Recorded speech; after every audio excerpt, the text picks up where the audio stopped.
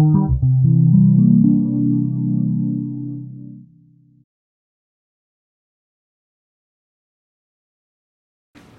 the proposal we're considering here is that the rules for reasoning with a semantic notion of truth are defeasible.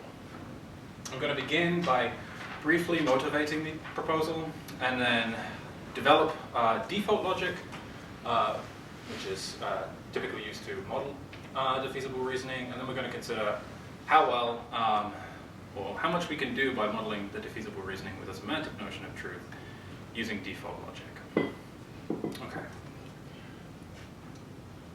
All right, so there's more sections than what I just outlined. It should become clear as we go through what each one does. All right, so for the start of the background, this is the layer paradox with which we are concerned. I don't think I need to talk much about what it is or why it's a problem in this context. I think most people here know what it is and why it's a problem. But this is really the one that we're going to be thinking about.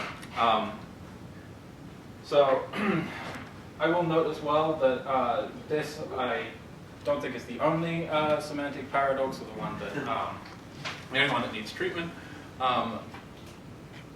I do anticipate that we can extend this to semantic notions other than truth, say like reference, truth of, or predication. But for now, we're just going to focus on truth and this particular semantic paradox. This is a diagram taken from Kevin Sharp's book. I like it because it can serve several purposes. Again, in this context, I don't think I need to emphasize how complicated the literature on truth is, and most people are aware of this. But I think this diagram can help show that the dialectic is quite complicated and there are a lot of stances one could take. The other purpose I think it can serve is to help locate where it is that I'm approaching this. So on one of these sides of the triangle, you have the philosophical approaches to paradox, some philosophical explanation of what's going wrong when we encounter something like a paradox. So here we have that it is indeterminate, that the notion of truth is ambiguous or it's contextual, something like this. And on the bottom we have the sort of philosophical approaches to truth independent of paradox. So this is where you have your standard correspondence theories and coherence theories. And then on this side we have the straightforwardly logical approaches to paradox and truth. So here we have the different logics proposed for reasoning with truth and paradox. So we have what is called classical symmetric, but also sort of gap theories, paracomplete theories, and paraconsistency theories. A lot of the work I've been doing and thinking about how to make sense of this approach to a semantic notion of truth and feasible rules for it is more or less on this side and how we can make sense of it philosophically. But the talk today, I'm going to be thinking about what we can do to make sense of it from the perspective of logic. What was on the bottom? On the bottom, this is the sort of philosophical approaches to truth independent of paradox. So thinking just about correspondence theory and coherence theory, not worrying about the way in which truth might be affected by paradox. Okay, I don't think that the details of this are essential to grasp. I just think the broad picture is helpful. And the lines, what? The relation? Good, yes, sorry. The lines he uses here are to identify different stances that people take with respect to each of these areas. So you have, let's see, Barwise and Etchemendy here think that the philosophical problem of paradox is a contextual one, that they endorse a correspondence theory of truth, and they also use what they equals an outer inductive theory. So yeah, it's and that's probably where all the complexity comes in. This is just, you have all of these stances connecting all these different parts. Okay, so there are some things I'm just going to take for granted here. The source of semantic paradox lies in semantic notions and our definitions thereof. This is somewhat controversial, especially for those who think that the problem should be placed in some structural rules or in logical rules. I consider arguments for this more directly elsewhere, but for now I'm just going to take it for granted that really we should be focusing on the semantic notions like truth for handling this problem. I take it that This is a genuine problem for scientific theory because a semantic notion of truth is important for scientific theories. So I take it for granted that truth-conditional semantics is successful and effective scientific theory, and that if truth is to blame in the paradoxes, then we have a problem that needs to be resolved because this semantic notion of truth plays an important role. I'm going to take for granted as well that the T-rules, or at least something very much like them, are important to a semantic notion of truth, and so we want to try to make sense of how we can use them, or something very much like them, in order to use the semantic notion of truth that we think is important to semantics. And I take it that unrestricted use of these T-rules, or something very much like them, results in paradox. If we take sort of classical logic in the background, and I also take it that all else the same, classical logic holds good. So I'm generally trying to preserve classical logic as best as we can. Okay. So let me just give a little by way of motivation for the picture I'm proposing.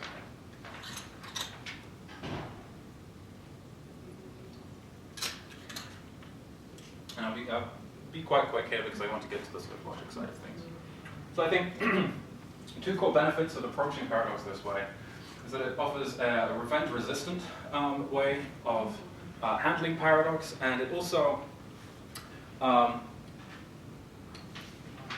of the proposal builds in the idea that one aspect of blame is this standard of rigor in the background, to which we have held definitions of truth.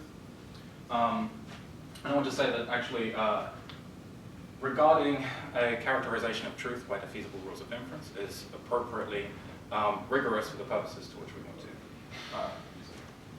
So revenge resistant, just to quickly go over the standard sort of revenge paradox. We might want to try and solve L by saying that it's neither true nor false, that it's gappy. But then, of course, the problem reemerges when we consider the sentence GL, which says of itself that it's either false or gappy. It seems that we can't evaluate GL as true, false, or gappy while respecting what it says. Familiar sort of revenge worry. Now, I think standard approaches to paradox encounter a problem if they take sentences like L to be counterexamples to the rules of inference we assign to something like a notion of truth. Because it seems that these revenge paradoxes, which we have good evidence will emerge for almost any solution to paradox, will also be counterexamples to those principles. And so it seems that we don't have warrant for reasoning in accordance with those rules of inference or those principles because of the reemergence of these revenge paradoxes. However, if we take sentences like L to be mere innocent exceptions, or cases in which the rules of inference are defeated, we have a revenge-resistant approach to paradox. Any attempts to construct a revenge paradox after we've said that these principles are defeasible, we can just say that those revenge paradoxes are exceptions as well. Nothing affects what we said about the quality of the rules of inference we had initially. Okay. So I'm going to press on and not linger so I can get to this stuff. Some remarks on rigor as well. So one thing I take as something of a guiding constraint is that truth-conditional semantics depends at least in part on judgments made by ordinary speakers about the truth or falsity of certain utterances. And this, I take, puts pressure on us to use some sort of ordinary notion of truth within our semantic theory. It puts pressure not to, unnecessarily at least, construct some artificial alternative for a notion of truth. So this puts pressure on us to try to maintain the ordinary notion of truth as best we can. I want to make two remarks about rigor in this context. So I think I mentioned before, there is a potential objection one could say that, no, scientific theory imposes standards of rigor which prevent us from merely saying that you should reason in accordance with some defeasible rules of inference. No, they should hold indefeasibly. And firstly, I want to say, on the descriptive side of things, as a way of describing the way the ordinary notion of truth works, I think it's perfectly a rigorous characterization. And this is, I'm appealing to the fact that natural language semantics is effectively a social science, and insofar as social sciences are entitled to describe law-like behavior using ceteris paribus sentences, or generics or something of this effect, then effectively all I'm doing here in characterizing the meaning of the semantic notion of truth is to propose something else. So it's a perfectly rigorous definition from the context of natural language semantics. But moreover, we might think, great, that's a good way of describing how the ordinary notion of truth works, but what about prescribing how semanticists should use it in their semantic theory?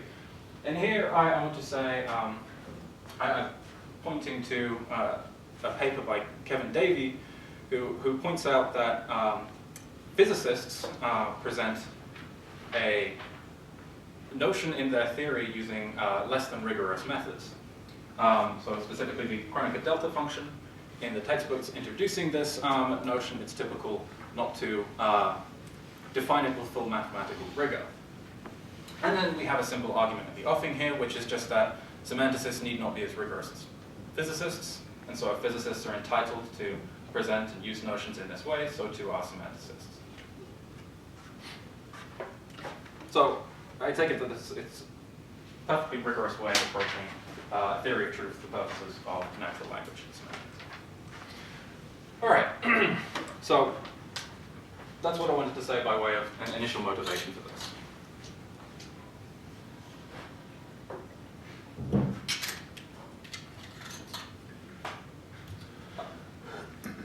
So now, I'm just going to spend a little bit of time introducing the core notions of default logic and some motivating reasons for developing it and using it outside of the context necessarily of just modeling truth.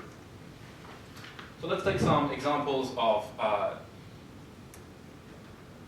cases of defeasible inference that were in need of modeling. We have generic sentences, something like birds fly, which can encode kind of defeasible inference from if something's a bird, then it follows that it flies. Of course, not all birds fly. Nevertheless, we think that that generic is true, and we want to make sense of what it means to reason in accordance with the defeasible rule it encodes. A lot of this is coming out of AI literature, and trying to make sense of the kind of reasoning that an artificial intelligence could do to mimic a lot of human reasoning. So one thing is thinking about planning, and so you might think, you might want an artificial intelligence to plan what to do, and if you present to them something like, when you turn the key, the car will start, it must be able to use that principle while acknowledging that it can fail in certain cases. So to reason in accordance or plan in accordance with this principle, even though there are factors that may prevent the car from starting when you turn the key. Another case is if you want a search engine, say, to tell you whether or not there is a flight from one airport to another at a certain time, it's likely going to look into some table listing all the flights that occur, so on and so forth. Sorry, I shouldn't say all. Listing flights that occur from this time. And we want it to say that if it doesn't find the appropriate flight in that table, that there is no flight from there. However, the table might be updated, some delays, and so on and so forth. So we need to add in some extra clause, which is just that all of the flights that are occurring are currently in the table. Relatedly, if we have, I take the case of theorem provers, but I think this is generally the case in programming, or logic programming. We have the problem of the program may not be able to find everything that we wanted to find, and we wanted to return an answer. Yeah, and so we end up with these cases where if it doesn't find a proof of phi, then we want it to return that there is no proof of phi. Okay. So a number of theories have been developed to try to make sense of these different kinds of cases. More often than not, they've been focused specifically on one of the, or two of the cases that I just mentioned. Default logic, I think, took like birds fly as the main sort of case that we want to make sense of.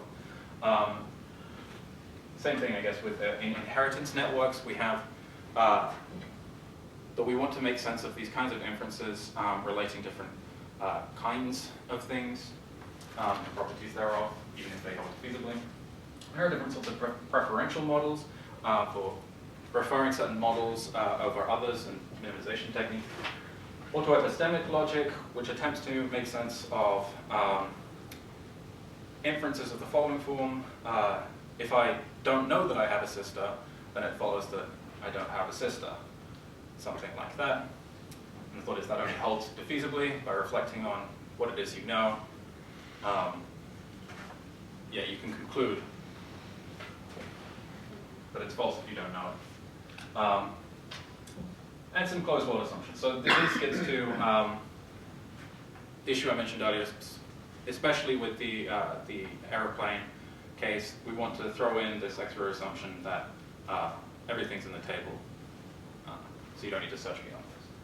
Okay, anyway, I just wanted to give a sort of flavor of other ways of approaching these kinds of things, and I think there can be interesting ways of exploring the proposal I'm putting on the table here and through different logics. I have a preference for default logic, it just seems the most intuitive to me. But I think there are a lot of interesting things one can do by going these other ways. But alright, let's do default logic. So I'm just going to assume in the background that we have a first order language L, includes the standard logical connectives, as well as a distinguished monadic predicate symbol T, which will represent truth. We're going to assume that the theories we discuss over L have the resources for self-reference. So, if needed, the language can include certain arithmetic terms, and the theories we discuss extend some weak arithmetic theories. But more or less, I'm just going to assume that we have enough to get some function that allows us to refer to sentence. Sent L and form L. That should be form L, I guess. Sent L to be the sentences of L, and form L to be the formulas of L. I'm going to use the turnstile to represent classical provability in the language. And we'll make use of this notion of Cn as the set of classical consequences.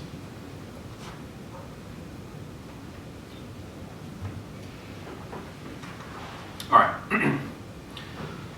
So we want to represent these defeasible rules to which we appeal when making defeasible inferences. And we're going to add in the background, not into the language, this is a sort of meta-theoretic connective, the arrow representing, so phi arrow psi represents that phi defeasibly implies psi. I'll note, actually, I think it's very typical in the literature to do this. I will occasionally slip between whether or not phi arrow psi is a specific instance of the rule, or if it's the generalization, such that, well, I'll talk about this with the bird's fly case more specifically. And just as by way of abbreviation, we'll use these P and C to refer to the premises and conclusions of the default rules, and to refer to the sets of the premises and the sets of the conclusions. So we can represent bird's fly by this defeasible rule that if X is a bird, it follows that X flies. This is kind of what I was referring to, where I said, like, I'm going to be, I may occasionally talk about it in a sort of like the formula sense when presenting it.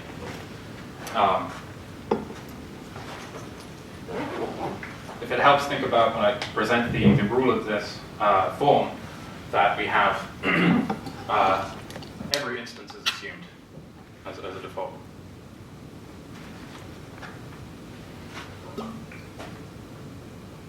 I will mention, actually, there are some complications that could be added into this picture, just to set them aside. I'm following John Horty here in his book, who presents what's called a normal default logic.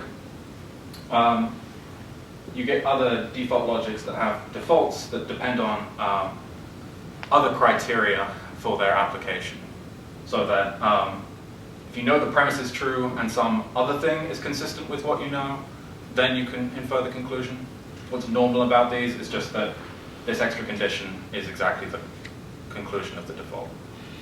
I mentioned that just to set that aside. We're considering a specific variety of default logic. So this is different from the presentation originally given in Writer's paper.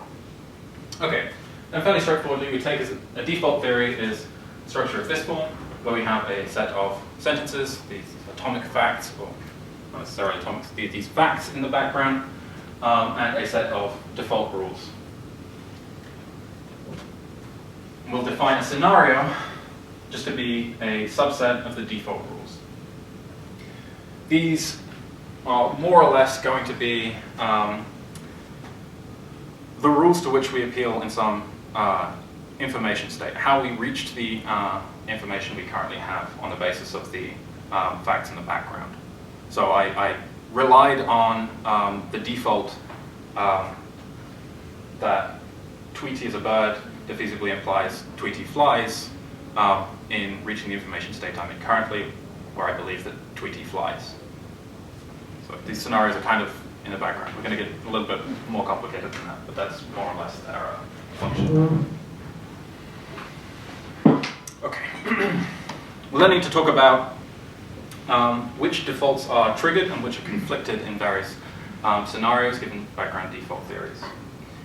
A default is triggered in a scenario if its premise is provable from the background facts together with the conclusions of the defaults in the scenario. This might become clearer when I go through this example.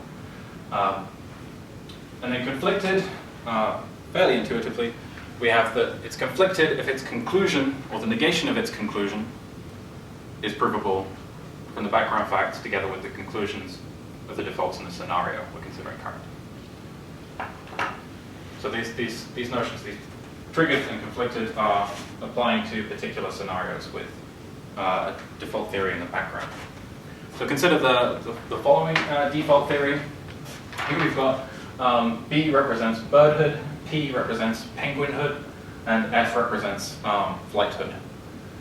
In this theory, we have in the background that Tweety's a bird, Tweety's a penguin, and absolutely anything that's a penguin doesn't fly. But as a default, we have that if it's a bird, then it flies. What's going on here? Well, we have that the default is triggered because its premise is satisfied. We have that BT is true. But it's conflicted because we can deduce from this that Tweety doesn't fly. So it's conflicted and triggered. Okay. And so what we want are to isolate those scenarios that have particularly attractive features.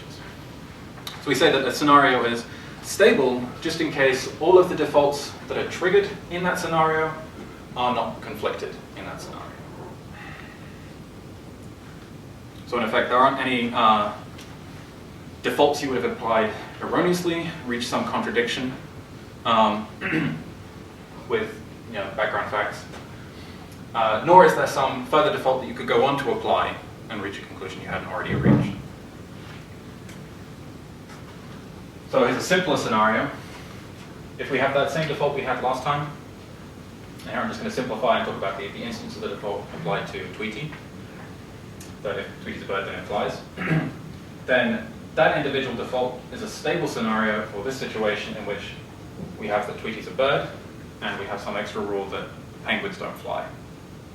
A stable scenario in the sense that we can apply that default in that situation. It's triggered, not conflicted. There's no other defaults that are triggered and not conflicted. An extension for these theories, or for these scenarios, is then just the set of consequences of the atomic facts together with the conclusions of the defaults. So in this case, it's just going to be the consequences of Tweety's a bird, all penguins don't fly, and Tweety flies. Take the classical closure of that. Okay. If I hadn't stated already, and if it's not clear, a lot of these definitions are on your handout already just to help you follow along with what's going on. I didn't put all of the examples on there and things because just make a very, very long handout. Okay, so just a couple of examples to think through some of these things and to also encounter some problems. So, a very famous example in thinking about defeasible reasoning is the Nixon diamond. We have a situation in which we know that Nixon's both a Republican and a Quaker.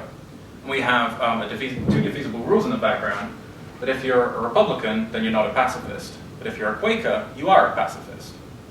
And the question is, what should we conclude about Nixon with respect to being a pacifist, given that sort of information? You conclude he's a jerk.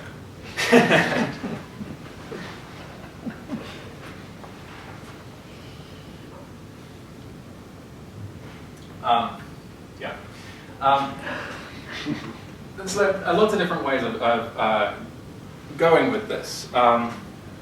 Some approaches say that the notion of credulous consequence, you can infer one or the other, so long as there is an extension for this, then you can conclude. Let me be a bit clearer. Let's first mention that there's going to be one stable scenario where he comes out not as a pacifist, and one stable scenario where he comes out as a pacifist. The first scenario will be consisting of just this first default, right? In that scenario, this is triggered and not conflicted. This one's triggered, but it is conflicted, and so it's concluded.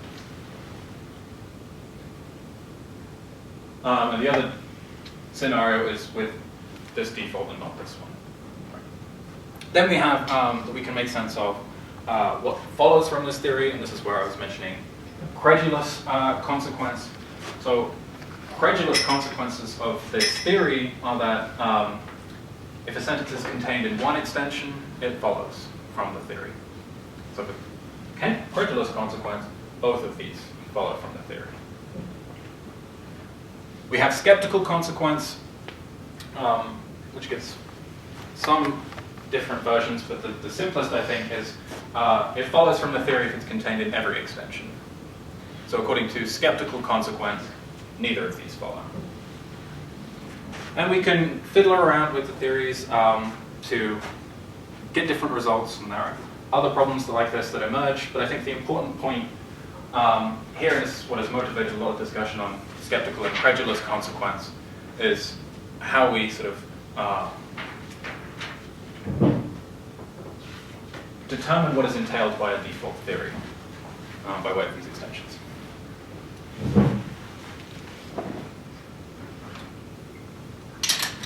Okay.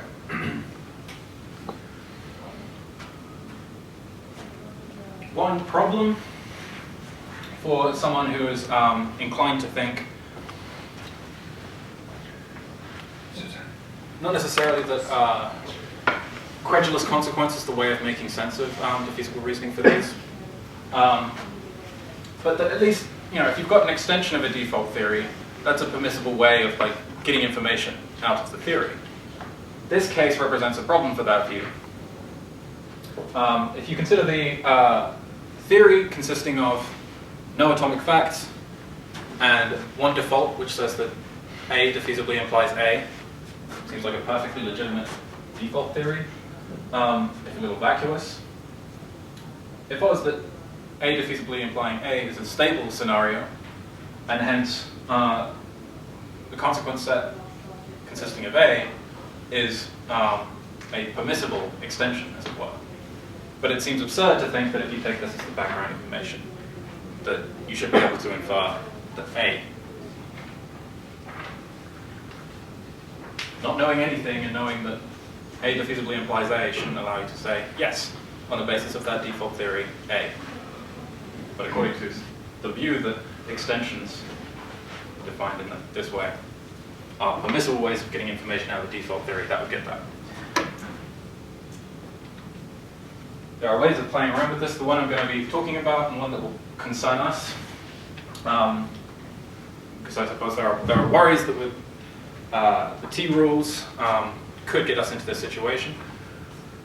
We want to modify the notion of a stable scenario to ensure that extensions from a theory are really grounded in the theory and built out of what information you have. So we define first an approximating sequence. You take some scenario as the background, and then a sequence of scenarios as an approximating sequence based on the default theory and constrained by that scenario you started with, just in case the first in this sequence is empty. And each step is triggered in a prior step, and it's not conflicted in that initial scenario you started with. This is a kind of, it's a quasi-induction, so we're not just building up and saying that start with nothing and then add in if it's triggered and not conflicted, but rather you're considering where you're going to end up eventually and talking about the defaults you add in through the sequence, whether or not they're conflicting with where you're going to end up.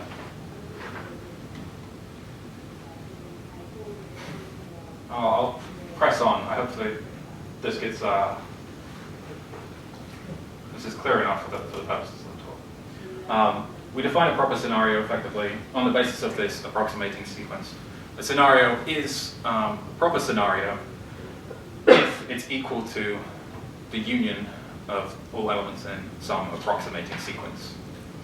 This definition should be on your handout, so I'm going to press on.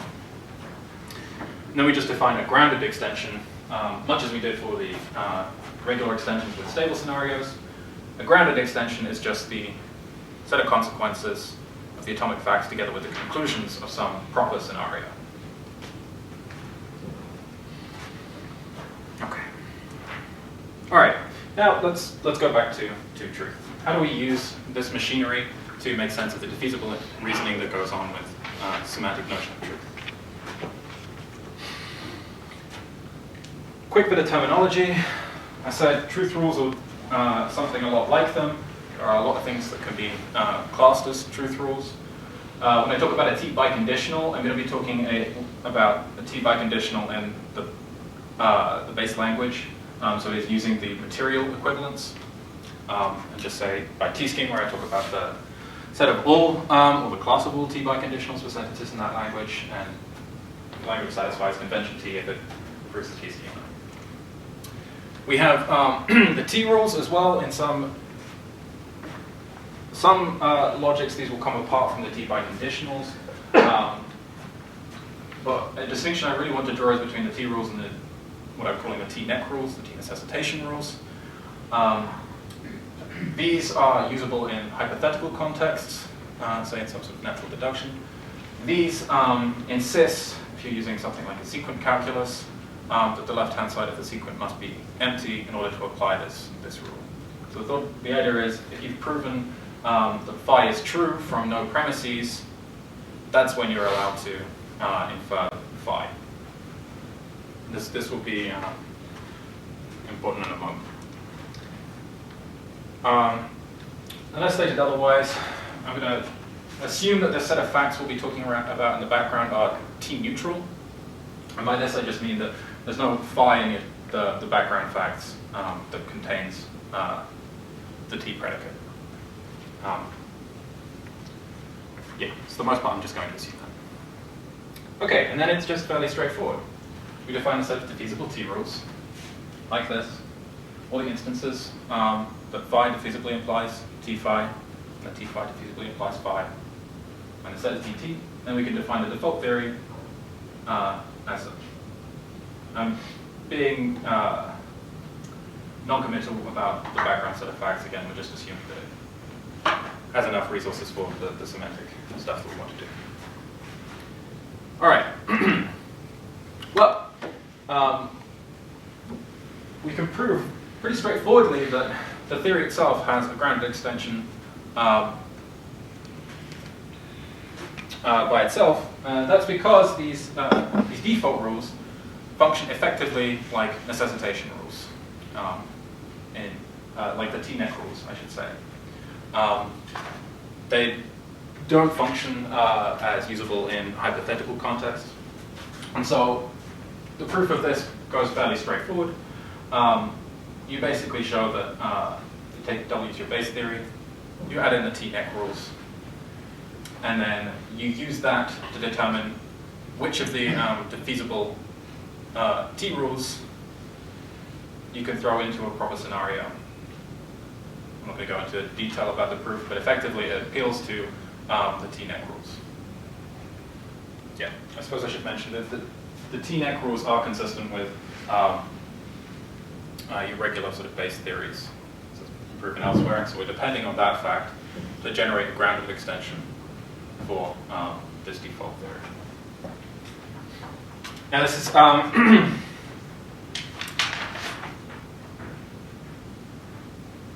this means that this default theory by itself doesn't have any super interesting consequences.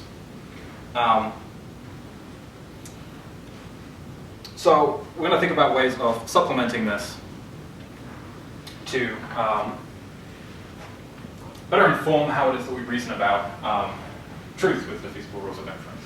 The first step, of course, is to think what happens if we do settle the liar as either true or false. So that will amount to adding into the background facts cross out that phi there. Be tantamount to adding into the background facts that the liar is true, or adding into the background facts that it's not true.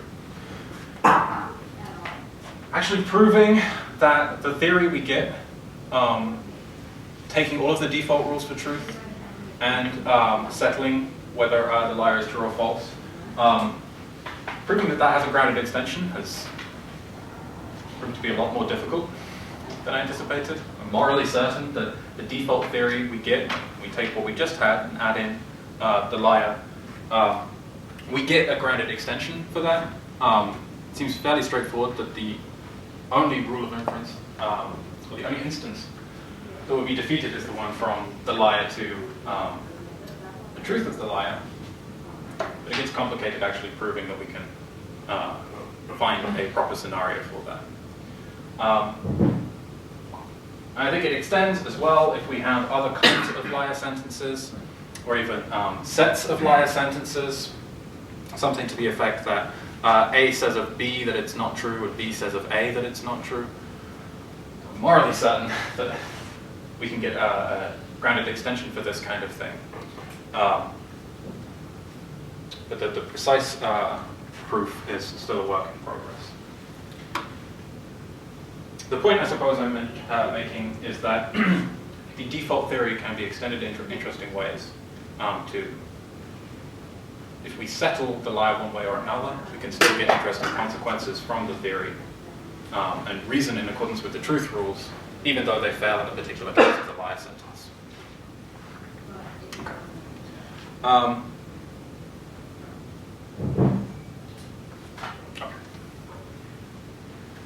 Right. A little bit over time. I'll go through a couple of things quickly. These are just going to be talking about future directions for playing around with the default logic, and then I'll finish up. So another couple of problems that one may have with this approach to the using default logic to model defeasible reasoning with truth is that because they are necessitation rules, it doesn't account for, I started the wrong route, it doesn't account for hypothetical reasoning with truth using the T-rules in hypothetical contexts. And also, we don't get some of the interesting some generalities that we think truth should have, such as that truth commutes with conjunction and these other kinds of things.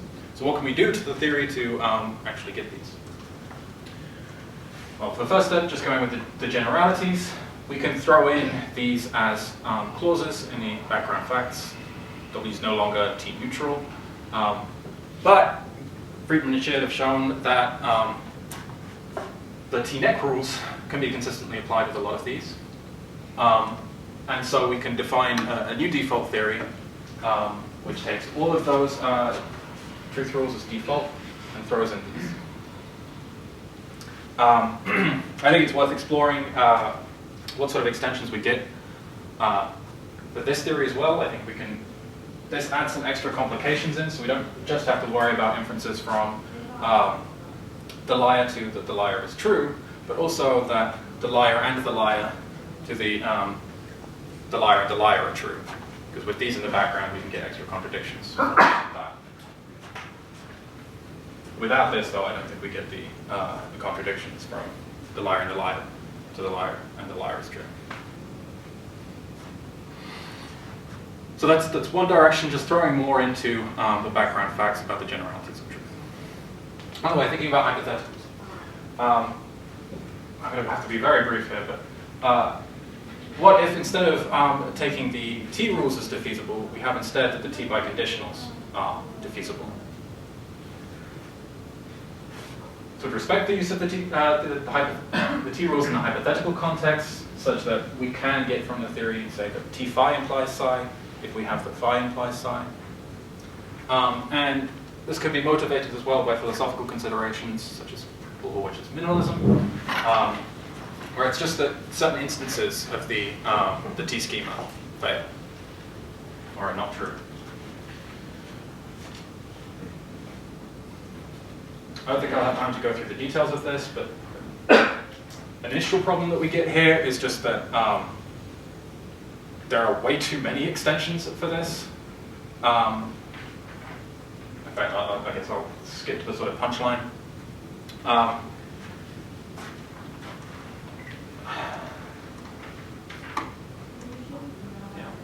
So that there are the problem with trying to find just some maximal collection of these T biconditionals is that there are way too many of them and there is no single one. The thought is that maybe we could use default logic to regard each of the extensions as permissible ways of going on to settle the use of truth. In fact, we take the intersection of all of these, we end up with a fixed way in which we ought to use truth. The sentences in every extension are determined by our commitment to the T schema. If they're in some extension, that's a way in which we can settle how we should use truth. The problem is that that doesn't work. Either there are still so many that the intersection is trivial, and the extensions decide non-semantic facts. So there are ways, it's not merely a way of going on to settle how we should use truth, if it settles the Goldbach conjecture, say, if we opt for using truth in this particular. This gives rise to two projects, which I won't have time to go into in detail. The first is to diagnose the problems as a failure to acknowledge the priority that certain instances of the T schema have over others. So we may think that certain instances are more central to our notion of truth than others. Say we look at the familiar crypt key picture that we start talking about non-semantic facts, and then we want to reflect on them, and so we introduce a T predicate that applies to those ones, and then we extend because we have semantic sentences. And so we prioritize those T biconditionals, which contain sentences grounded at the lower levels of the crypt key hierarchy, so on and so forth. And we can develop default logic. In fact, this is one of the big innovations that John Horty did with default logic, to include priorities on defaults. We talk about certain defaults being prioritized over others. And this will allow us to play around with different ways of prioritizing the instances of the T schema and get some interesting extensions as a result. Another way is just to fiddle around with our definition of conflict. So we took it that effectively you can apply the default if it's consistent with the information state you'll end up in. We might want to fiddle around instead with other ways of talking about defaults being conflicted or defeated. And And there are other techniques that we can appeal to. I won't go into detail. I mentioned as well that these are not necessarily opposed projects, that one can actually pursue these all at once, modifying the criterion for defeat and ordering all the defaults as well. Okay, so I think I'll end there and just jump to, let me just reiterate that again. So I've discussed how we can approach paradox armed with defeasible rules of inference, and how we can model this kind of reasoning with default logic. Now, default logic can inform and make more robust the situations in which we can safely use these T-rules. I mentioned that the formal systems to which I appealed for guidance seem to provide fertile ground for further research. So we have a sort of research project here to investigate in more detail various ways of expanding on treating T-rules as defeasible in default logic. I'll mention, it seems to me that this approach can help us handle more than just the truth theoretic semantic paradoxes, but also rules for reference and other kinds of semantic notions. So I think there's a lot more work to do. And yeah, but I will end it there. Thank you.